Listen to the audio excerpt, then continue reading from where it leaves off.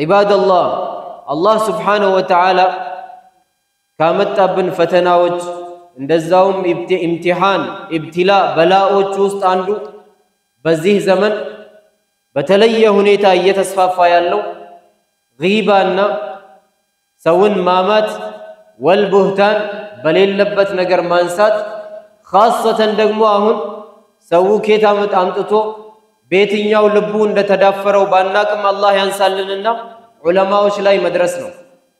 ዑለማዎች ላይ መድረስ አንድ ኖርማል የሆኑ ወጣቶች እየተነሱ ዑለማዎች ላይ መናገር ዱዓቶች ላይ መናገር ሐያታቸውን በጠቅላላ በዲን ያሳለፉ ሰዎች ዲንን እየኻደሙ የነበሩ ሰዎች እነሱ ላይ ተጣውል ማድረግ እነሱን መናቅ ማንቋሸሽ የፈለግነውን አይነት ቃላቶች ለነሱ መጠቀም ይሄ አላህ Subhanahu Wa Ta'ala ጊዜያችንን የፈተነበት ነገሮች ውስጥ አንዱ ነው። አላህ ይጠብቀን። አላህ Subhanahu Wa Ta'ala እነዚህ ዑለማዎችን ዲን የሚያስተምሩትን ዳዕዋ የሚያደርጉትን ኒዕማ ነው ያደረጋቸው ለዚህ ኡማ ለአንድ ማህበረሰብ መሃሉ ዳዒዎች አሉ ማለት ዑለማዎች አሉ ማለት አላህ ትልቅ ጸጋና ኒዕማ ነው በእነሱ ላይ የዋለባቸው። ምክንያቱም ዲን የሚያውቁ ሰዎች ዓሊሞች ከሌሉ መሃላችን ዲንን ወደ ዲን የሚጣሩ ዑለማዎች ከሌሉ ዱዓቶች ከሌሉ ፈሳድ ስለሚስፋፋ ከኢስላም የሌሉ ፍክሮችና አስተሳሰቦች ስለሚመጡ ሰው እንደፈለገ ዲኑን ማድረግ ስለሚጀምር ለነዚህ ሁላ ታቆና ፍሬም የሆኑት ዑለማዎች ናቸው ዱዓቶች ናቸው ወደ አላህ የሚጣሩት ማለት ነው። በኢስላም የሚመጡ ባዳ የሆኑ አስተሳሰቦችን የሚዋጉ እነሱ ናቸው። ለዛ ሲባል እነሱ የኛ ጸጋዎች ናቸው ኒዕማዎች ናቸው። ፈሳድ የሚመጣ ከሆነ ባዳ የሆነም ነባሩም ፈሳድ ሲመጣ ፈሳድን የሚከላከሉትም እነዚህ ዑለማዎች ናቸው። ለኛ ጸጋዎችና ኒዕመቶች ናቸው። ዋጋቸውን ልናቀው ይገባል። እኛ መሃል መኖራቸውን ቀድራ ልናርግለት ዋጋ ልንሰጠው ይገባል። ረሱል ሰለላሁ ዐለይሂ ወአሊሂ ወሰለም ምን አሉ? አላህ እኮ በአንድ ኡማ ላይ ዕውቀትንና ዒልምን የሸርዕ ዒልምን የሚወስድባቸው ከዓቅላቸው መንጥቆ አይደለም ወይ ደግሞ መሃላቸው ዒልሙን አጥፍቶ አይደለም አላህ Subhanahu Wa Ta'ala የሚወስድባቸው ላኪን بقبض العلماء አሉ ረሱል ሰለላሁ ዐለይሂ ወሰለም መሐከላቸው አንድ ባንድ ዑለማዎችን እየወሰደ አላህ አንድ ባንድ እየሞቱ ወደ አኺራ እየሄዱ እንደዛ ነው ዒልሙ የሚወሰድባቸው አሉ ረሱል ሰለላሁ ዐለይሂ ወሰለም። አንድ ዓሊም ወደ አኺራ አለፈ ማለት ትልቅ ዒልም አብረው ተቀበረ ማለት ነው። ትልቅ ኑር አብረው ተቀበረ ማለት ነው። ሂዳያ አብረው ተቀበረ ማለት ነው። አንድ ዓሊም የሚሸፍነው ቦታ በጣም ሰፊ ቦታ ስለሆነ ማለት ነው። لذا الله سبحانه وتعالى እነዚህን ዑለማዎች አከበራቸው። يرفع الله الذين آمنوا منكم እናንተ መሃል በአላህ ያመኑትን አላህ ደረጃቸውን ከፍ ያደርጋቸዋል ብሎ በተለየ ሁኔታ ደግሞ والذين اوتوا العلم درجات ዒልም የተሰጣቸውንና በዛ ዒልም የሚኻድሙትን ደግሞ አላህን ፍራቻ የተሰጣቸው የሸርዕ ዒልም የተሰጣቸውን እነሱንም ደረጃቸውን አላህ ይበልጥ ከፍ ያደርጋቸዋል አለ። የሚያቅና የማያቅ አንድ ስላልሆነ قل هل يستوي الذين يعلمون والذين لا يعلمون የሚያቅና የማያቅ አዋቂና አላዋቂ ዓሊምና ጃሂል አንድ ስላልሆነ ማለት ነው። ለዛ ረሱል ሰለላሁ ዐለይሂ ወሰለም ምን አሉ? ይበልጥ ደረጃቸውን ከፍ አድርገው ዑለማዎች ማለት እናንተ መሃል የአንቢያዎች ዋሪሶች ናቸው አሉ ረሱል ሰለላሁ ዐለይሂ ወሰለም። አልዑለማ ወረሰቱል አንቢያ ዑለማዎች ማለት የአንቢያዎች ዋሪሶች ናቸው። ምክንያቱም አንቢያዎቹ ወርቅና ብር አይደለም ያስወረሱት ይሄንን ዲን ይሄን ሸሪዓ ነው ያስወረሱት። ያንን ወርሶባቸው ደግሞ የነሱን ቦታ ይዞ የነሱን የመጡበትን ዓላማ እንደዛውም አስተምሯቸውን የሚያስቀጥል ዳዕዋ የሚያደርግ ለኡመቱ የሚኻድም የነሱ ዋሪሶች ይሆናል ማለት ነው ወራሾች ይሆናል ማለት ነው። ደረጃው በጣም ትልቅ ነው። ኢዘን ኢብቲላኡ ለዓዋሙ ለተራሰውም እንደዛው እርስ በርስ ጊባ እየበዛ ለዑለማውም ዑለማ ላይ ጊባ እየበዛ አንድ ሰው እንደ ተራ ነገር አርግቶት የሚናገረው ንግግር ላኪን የአላህን ቁጣ ነው የሚያመጣው በኋላ እነዚህ ዱዓቶች ላይ የዲን ጠባቂዎች ላይ ኡመቱን ኸይር የሚያስተምሩ ሰዎች ላይ መድረስ የአላህን ቁጣ ያመጣል በኋላ እኛ መሃል አላህ Subhanahu Wa Ta'ala ምን አደረገላቸው? ረሱል ሰለላሁ ዐለይሂ ወሰለም ኸይር ኡመትን የሚያስተምሩ ሰዎች አሉ። ተውትና ሌላው ኢነላህ አላህ ወመላኢከተሁ መላኢካዎች ወአህሉ ሰማዋቲ ወልአርድ የሰማይ አህል የመሬት ውስጥ ያሉት ኸልቅ በጠቅላላ ሐታ ነምለ ፊ ጁሕሪሃ ይላሉ እኮ ረሱል ሰለላሁ ዐለይሂ ወሰለም ጉንዳን ገደሏ ውስጥ ሳትቀር ዋሻ ያኒ ቀዳዳዋ ውስጥ ያለችው ጉንዳን ሳትቀር እስትግፋር ታደርግለታለች አሉ ኸይር የሚያስተምረው። እንደዚህ የመሰሉ ሰዎች ላይ ግን እኛ እንደ ኖርማል ነገር ወይ ተራ ነገር አድርገን ምንም ነገር እንዳላጠፋን አድርገን ማውራት ይሄ የአላህን ቁጣ በኋላ የሚያመጣ ነው። አንድ ከሊማ አንድ ሰው ልታጠፋው ምክንያት ትሆናለች في الدنيا والآخرة قال صلى الله عليه وسلم إن الرجل لا يتكلم بالكلمة አንድ ሰው አንድን ቃል ይናገራል لا يرى بها بأسا ምንም አይነት ዋጋም ሳይሰጣት ምንም ችግር የለውም አይነት አርግቶ ማለት ነው። ተራ ነገር የተናገረ ይመስለዋል። يهوي بها في النار 70 خريفا ነገር ግን አኺራ ላይ በዛች ከሊማ ምክንያት ጀሃነም ላይ 70 ምሽግ ወደታች ይገባታል አሉ ረሱል ሰለላሁ ዐለይሂ ወሰለም። ከሊማ ዋሂዳ አንድ ቃል ብቻ ማለት ነው። የምናወጣውን ቃላቶች ጆሮአችን እየሰማው መሆን አለበት። ዱንያ ላይም አኺራ ላይም እንዳያጠፋን ማለት ነው። በተለይ ስለ ዲን ስናወራ አላህ ጀለ ጀላሉሁ ምን አለ? ማ يلفظ من قول አንድ ቃል የምትናገሩት ነገር በጠቅላላ ኢላ ለደይህ ረቂቡን ዓቲድ ረቂብና ዓቲድ አሉ ለዚህ የተወከሉ መላኢካዎች ይጽፏታል አለ አላህ ሱብሓነሁ ወተዓላ። አንድ ቃል አትቀርም። እንዳው ዑለማዎች የሚሉን አንድ ሰው ታሞ አልጋው ላይ ሆኖ አህ የሚለው ሁላ ይጻፍለታል አሉ ከአፉ እስከወጣች ድረስ እንኳን ከሊማ ማለት ነው። ላኪን ከሊማ ከወጣ እንደዛው ያ ከሊማ የሰዎች ክብር ላይ የሚሆን ከሆነ የሰዎች ክብር ላይ የሚደርስ ከሆነ የት ቦታ እንደሚያደርሰው እኛ መገመት እንችላለን ማለት ነው። ይሄ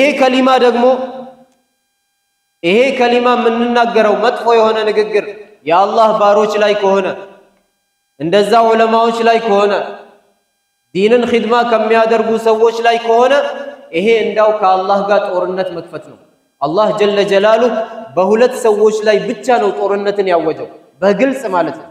አንደኛ ወለድ የሚበሉ ሪባ የሚበሉትን አለ فقد آذنتهم بالحرب على الله سبحانه وتعالى ቁርአን ላይ ወለድ ይሄንን ሙዓመላ የሚያደርጉ ሪባ የሚበሉ በሪባ የሚሰሩትን አላህ Subhanahu Wa Ta'ala ጦርነት አወጀባቸው። በሐዲስ ደግሞ ነብዩ ሰለላሁ ዐለይሂ ወሰለም ጠቀሱልን። ሁለተኛ አላህ ጦርነት ያወጀባቸው የአላህ ባሮች ላይ የሚደርስ ሰው ነው። من عادى لي وليا فقد آذنته بالحرب አንድ ባሪያዬን አዛ የሚያደርግ አለ አላህ Subhanahu Wa Ta'ala የአላህን ወልይ አዛ የሚያደርግ በንግግርም ይሁን በማንኛውም ነገር ከኔ ጋር ጦርነት እንዳወጀ ነይ ጦርነት አውጅበታለሁ አለ አላህ Subhanahu ማን ነው የሚችለው ከአላህ ጋር መዋጋት ከማሊከል ሙሉክ ጋር ማለት ነው። ለዛ ከሊማ ዋሂዳ ዑለማዎች ላይ የምናወራው ትልቅ ነገር ነው። ኢማም አህመድ ረሂመሁላህ ምን ይላሉ? لحوم العلماء مسمومة የዑለማዎቹ ስጋ ማማት ሰው ላይ መድረስን አላህ ስጋ እንደ መብላት አርግቶ ቁርአን ላይ ስለተናገረ የዑለማዎች ስጋ መርዛማ ነች አለ። ይሄ ማለት ከደረስክባቸው ያጠፋሃል ማለታቸው ነው። ከዛም አስከትለው ምን አሉ? በሐያታቸው ብዙ አይነት ሰዎች ያጋጠማቸው ዑለማዎች ላይ ደርሶ የተረፈ ሰው አላየንም አሉ በዱንያ ላይ ራሱ ማለት ነው። የአላህ ባሮች ላይ ደርሶ ሰላም ያገኘ ሰው ማንም ሰው የለም። ለዛ ዱዓቶቻችንን ልናከብራቸው ይገባል። ዑለማዎቻችንን ልናከብራቸው ይገባል። ተውትና ትልቅ ዒልም ሐርፍ ቁርአን አሊፍ ባታ ብቻ ያስቀራን ራሱ من علمك حرفا صرت له عبدا አንድ ሐርፍ ያስተማረ ለሱ ባሪያ ሆነህለታል። ውለታ አለው ካንተ በዛች ሐርፍ ተነስተህ ነው የቀረውን ዒልም የተማርከው ማለት ነው። ለዛ ቁርአን የሚያቀሩልንን መስጂድ የሚያሰግዱልንን ዳዕዋ የሚያረጉልንን ዒልም የሚያስተምሩልንን ልናከብራቸው ይገባል። እህዘሩ ያለበለዛ ተጠንቀቁ ይላሉ ዑለማዎች። አንደኛው ቢዘሃቢል ሐሰናት በእነሱ መድረስ ሐሰናችሁን ሙሉ በሙሉ ያስወግደዋል። ሰው አጅር አለኝ ብሎ አላህ ዘንድ ኢህቲሳብ የሚያደርገውን ኸይር ስራ አኺራ ሲሄድ ያጠዋል በሰው በምላሱ ስለደረሰ ብቻ ማለት ነው። ሐሰናችሁን ነው የሚያጠፋው። ሁለተኛ ሐርብ ማአላህ ነው። ከአላህ ባሮች ዲን አስተማሪዎች ከነሱ መድረስ ማለት ከአላህ ጋር ጀለ ጀላሉ ጦርነት ማወጅ ነው። ሁለተኛ ዒቃብ ፊ ዱንያ ራሱ ያመጣል። ገና ዱንያ ላይ ዕቃብ ያመጣብናል። ከዚህ መጠንቀቅ አለብን። ኢማሙ አሕመድ ረሂመሁላህ እንደጨመሩት ደግሞ አራተኛው መውተል ቀልብ ያመጣል። አንድ ሰው በአላህ ባሮች ላይ ሲደርስ፣ በዑለማዎች ላይ ሲደርስ እንደፈለገ መናገር ሲጀምር የመጀመሪያ ቅጣቱ ዱንያ ላይ ቀልቡ እንድትሞት ያደርገዋል አሉ ኢማም አሕመድ። ለዛ የቀልብ መሞትን ያጋጥመዋል። እንደዛው ኢድኻለል አኸሪን ሌሎችን በዚህ ውስጥ ማሳተፍ ይሆናል። ዛሬ ሄደን የምናወራለት ሰው ለምሳሌ በሚዲያ ሊሆን ይችላል፣ በሶሻል ሚዲያ ሊሆን ይችላል፣ ቲክቶክ ሊሆን ይችላል፣ ፌስቡክ ሊሆን ይችላል። አንድ ነገር አንድ ሰው ሲናገር ወላሂ እቺ ንግግር የት እስኬት ድረስ እንደምትሄድ እሱ አያውቀውም። ኢላ ጠረፈ ዱንያ ሊሄድ ይችላል። አሁን አዱንያን አላህ ሱብሓነሁ ወተዓላ አንድ አርግቶታል በዚህ ሚዲያዎች ማለት ነው። አንድ ንግግር የምንናገረው መላይን ሰው ጋር ይሄዳል። እነሱ ጋር ሄደህ በኋላ ተውባ ካረክ ራሱ ለማስተካከል ይከብዳል። አንዴ በምላስ የሚወጣ ነገር በጣም ከባድ ነው። ዱንያ ላይ ራሱ ሰውን ሊያጠፋው ይችላል። ስንት ሰው እርስ በርስ ካጋጨ ዳዒም ይሁን የሚናገረው ማለት ነው። ዳዒም ይሁን አሁን በዑለማዎች ላይ እየተፈተነ ያለው አዋሙ ማህበረሰቡ ወለባው ብቻ አይደለም፣ ዳዒውም እየተፈተነ ነው። አላህ ምላሳችንን ይጠብቀንና ዳዒው አንድ አሁን የወጡ ወጣት ዳዒዎች እስከ ዛሬ 60 ዓመት 70 ዓመት 80 ዓመት 90 ዓመት የኖሩ ትላልቅ መሻይኾችን ሀያታቸውን በጠቅላላ ዲን ሲያስተምሩ የነበሩ መሻይኾችን ቁርአን ሲያቀሩ የነበሩ መሻይኾችን እኛ በተደላደለ መልኩ መተን እኛ ተረክበነው እዚህ ቦታ በእነሱ ላይ እንደርሳለን። እነሱ እኮ በፈተና ጊዜ ነው ያሳለፉት ይሄንን ዲን። ይሄ 90 ዓመትና 80 ዓመት የሆናቸው ዑለማዎች እኮ ተራ ነገር አይደለም ያሳለፉት ነገር፣ በጣም ከባድ ችግር ነው ያሳለፉት። እንደ መንግስት እንደ ማህበረሰብ ተርበው ተቀጥቅጠው ታስረው ስንት ነገር ደርሶባቸው እየፈሩ ለአላህ ብለው እያወሩ ነፍሳቸውን ለአላህ ሰጥተው እኛ እኮ አመቻችተውልን ራሃ በሆነ ጊዜ ነው የተረከብነው። ያንን ጊዜ ያሳለፉ እነዚህን ዑለማዎች ዛሬ እንደኔ አይነቱ ወጣት ይመጣና እነሱ ላይ ደርሳል። ላ ሐውለ ወላ ቁወተ ኢላ ቢላህ። ማነው ያስተማረን መጀመሪያ? ማነው ያስረከበን ይህን ቦታ መጀመሪያ? እነዚህ ዑለማዎች በጣም ታላላቆቻችን ናቸው። አላህ ስብሓነሁ ወተዓላ ሙእሚን የሆኑትን ሲናገር ምን አለ? ወለዚነ ጃኡ ሚን ባዕድህም፣ በኋላ የመጡቱ ምን የሚሉ ናቸው? ረበና እግፊር ለና ወሊኢኽዋኒና አለዚነ ሰበቁና ቢልኢማን።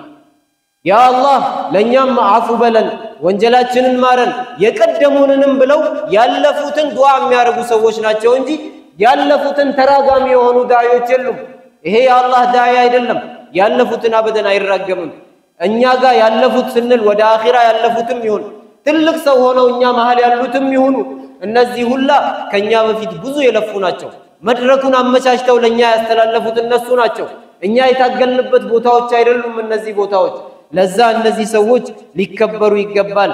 እንደዛው የሚያወራ ሰው ሲያወራም ሰዎችን የሚያጋጭ ነገር፣ ሰዎችን የሚያጣላ ነገር፣ አንድ ወንድምህ መሃል ቀልብህ ውስጥ ጥላቻን የሚፈጥር ነገር ለማን ብሎ ይናገረዋል? አጅር ሊያገኝበት ሚንበር ላይ ተቆሞ ወይ ደግሞ የዳዕዋ ቦታ ላይ ተቆሞ ወይ ኪታብ ተይዞ ወይ ሐዲስ ተይዞ ወይ ቁርአን ተይዞ ሰው ልብ ውስጥ ጥላቻን የሚዘራ ነገር እንዴት ብሎ ነው የሚናገረው? እንዴትስ አጅር ይፈልግበታል አላህ ዘንድ? እንዴትስ ይሄንን ነገር ዳዕዋ ይለዋል? ለማን ስለሚጠቅም? ማንን ስለሚያሳድግ? ዲኑን ነው የሚጠብቀው? ኡመቱን ነው የሚጠብቀው? ለምን ዓለምን ኢስላሚ ሞኝ ይሆናል? አላሁ ያዕለም፣ አላህ ያንቃል። ስንት ጠላቶች አለው ለዚህ ዲን። ጠላት እንዳለው የሚያቅና የማያቅ ነው። የጠላቱ ግዝፈትና እንደዛውም ኃይለኝነት ምን ያህል እንደሆነ ደረጃውን የሚያቅና የማያቅ ነው። ይሄ ሁላ ነገር ፊት ለፊታችን እያለ ፈሳድ ይዋጋናል፣ ዲኑን ይዋጋል። ሶሻል ሚዲያ ዲኑን ይዋጋል። ስንት አይነት አይዲዮሎጂዎችና አፍካሮች ዲንን ይዋጋሉ። በአካል ሰዎች ደግሞ ዲንን ይዋጋሉ። እንደ ኢትዮጵያ ራሱ ሙስሊሞች ኢትዮጵያዊ አይደሉም ብሎ የሚያወራ አደባባይ ላይ ትሰማለህ። ይሄ ሁላ ዲንን እየተዋጋ እያለ እኛ ምንድነው እርስ በርስ የምንዋጋው? እኛ ምንድነው እርስ በርስ የምንጣላበት? ለነሱ ነው ብትር የምንሆነው? እነሱን ነው የምናገዘው? መጀመሪያ ኢብሊስ ይስቅብናል፣ ሸይጣን ይሳካለታል። ከዛ በኋላ አዕዳ አልኢስላም በጠቅላላ ይሳካለታል። የኢስላም አዱው የሆነ ከጎናችን ቢቆም ከጎናችን መቆሙ ለኛ ሊያታልለን አይገባም፣ ሊያዘናጋን አይገባም። እኛ እርስ በርስ ቦታችን ከጎናችን መቆም ያለብን። ለዛ ዳዕዋዎቻችን ሊስተካከሉ ይገባል። ቀልባችን ውስጥ ያሉትን ነገር ማውጣት መቻል አለብን። በተለይ የትላልቆች ሲሆን እነሱ ትላልቆች ያወሩበት፣ እኔና እናንተ ለምን እንገባበታለን? አላህ ራሱ ጠበቀን ከዚህ ነገር። በግድ ካልገባሁበት ብለን አስተያየት ይሰጣል፣ ፖስት ያደርጋል፣ ሼር ያደርጋል፣ ኮመንት ያደርጋል ዑለማዎች ላይ ማለት ነው። አንድ ፋቲሃ ራሱ በትክክል የማይቀራ ሰው ዑለማዎች ላይ አስተያየት ይሰጣል። كيف እንዴት ይሆናል እንደዛ? ዓሊም ላይ ዓሊም ሲሆን እንደዚህ አይነት ነገሮችን መጠንቀቅ ያስፈልጋል። እንደዛው ሐላክ ስለሚያደርገን ምንድነው ምክንያቱ እርስ በርስ እንደዚህ መሆናችን? አንደኛ የሚያታልሉን ነገሮች አሉ። ተሽጂዕ الناس ነው፣ ሰዎች ማጨብጨብ ለኛ ማለት ነው። ማሻአላህ ይሄ እኮ ጀግና ነው፣ ማሻአላህ ይሄ እኮ ሐቅ ይናገራል። እንደዛ ሲባል ይብስበታል። በቃ ሲያጨበጭቡለት ይታለላል። በቃ ነገም ያንን ዓሊም አንስቶ ይሳደባል፣ ከነጎዲያም ያንን ዓሊም አንስቶ ይሳደባል። ለምን? ተሽጂዕ ስላለው ማለት ነው። ማሻአላህ ይሄ ጀግና ነው ስለሚባል። ይሄ አይደለም ጀግንነት። ወላሂ ጀግንነት የሚታየው የጂሃድ መይዳን ላይ ነበር ሲላል። በዚህ ነው እንደ ጀግንነት የሚታየው እርስ በርስ በመሰዳደብ። ይሄ ተሽጂዕ ነው እንደዚህ የሚያደርገን። ሁለተኛ ተዓሱብ ነው፣ ወገንተኝነት፣ ቡድንተኝነት። እነዚህ ነገሮች ናቸው እዚህ ውስጥ የሚከቱ። የኔ ወገን ነው የሱ ወገን ነው፣ የኔ ጀማዓ ነው የሱ ጀማዓ ነው።